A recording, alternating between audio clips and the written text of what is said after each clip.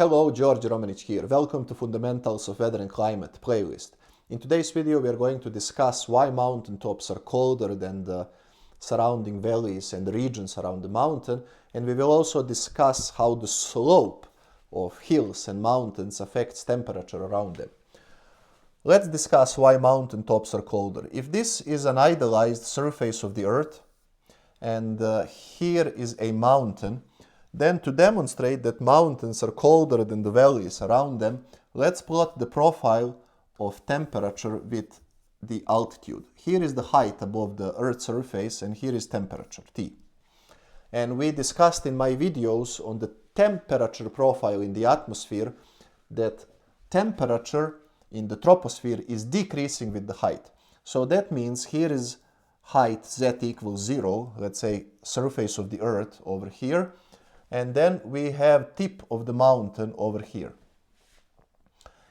If the temperature over here at the surface of the valley is, let's say, TV, temperature at the surface of the valley, and then temperature will decrease with height, as we discussed in my video on the temperature profile. So when we get to the height of the mountain top, so this is Z of the mountain top, notice that the temperature at the mountain top will be smaller than the temperature in the valley. And the consequence is this profile of the temperature with height.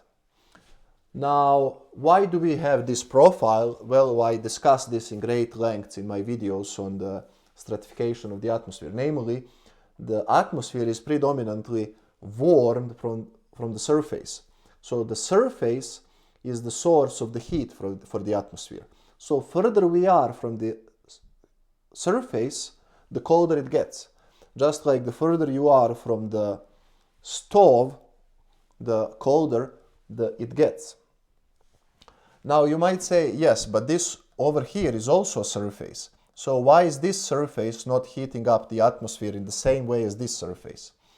Well, the reason is that this is small mountain, so this over here is very small area compared to much larger flat area or valley area around the mountains. Mountains are isolated peaks, so to speak, so the temperature profile is dominated by these surrounding areas that are much flatter than isolated mountains. And this results in mountaintops being colder than the valleys around mountains. Now let us discuss the second part of the question, and that's how these slopes of the mountains affect temperature around them. To do that, let us remind ourselves on the position of the sun in the sky throughout the year. You are familiar with the schematic behind me from my previous video. This is the position of the sun in the sky over mid-latitudes in the northern hemisphere for winter, spring and summer, and you will notice that the sun is highest in the sky when it appears over south, but it is never directly overhead. So let us see how this position of the sun in the sky relates to the slopes of the mountain over northern hemisphere. So let us now consider this situation where we have a mountain, and here is the south and here is north. And from my previous slide you saw that in this situation the sun is over here. It appears over south if these are mid-latitudes in the northern hemisphere. So that means that this slope of the mountain is directly exposed to the solar radiation, whereas this slope of the mountain is in the shadows. That means that the southern, so if we break the mountain into two, that means the southern slopes will be warmer than the northern slopes. The duration of the winter season or snow cover over the northern slopes will be longer than duration over the southern slopes. That also means that most, for example, ski resorts tend to place their slopes over the northern slopes of the mountain because the length of the winter season over there is longer.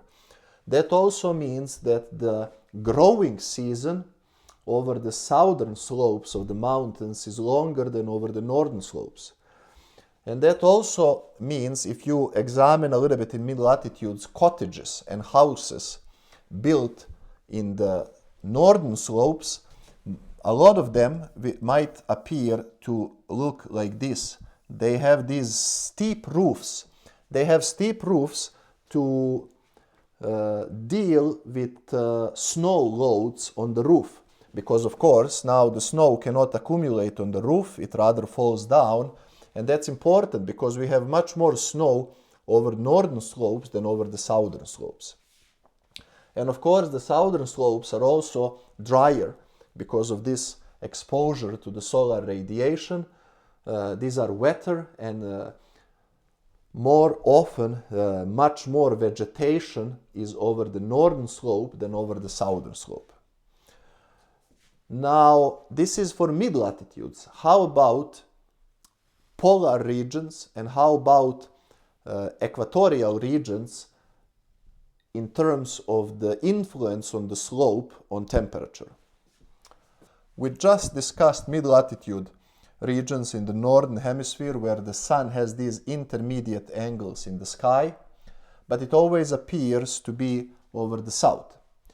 If we now move to the North Pole, first of all, of course, there are no mountains over North Pole, but if there were any, the situation would be profoundly different compared to mid-latitudes.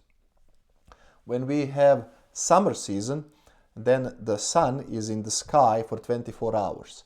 So you see that southern, western, north and east slopes of that imaginary mountain would receive the same amount of radiation. But because the sun is always low in the sky, then the intensity of that radiation would be low, and still those mountain slopes would be cold. If we now go to the equatorial regions, the sun is always high in the sky and the solar radiation is intense throughout the year. That means if we have a mountain over here, then this influence of the solar angle in the sky is less pronounced than in mid-latitudes. And over here we have Tropic of Capricorn over the southern hemisphere. If you want to learn more about Tropic of Capricorn, please watch my previous videos. Please make sure to like and subscribe, share this video, let's grow the channel, share it with your families, friends, enemies, and until next video, farewell.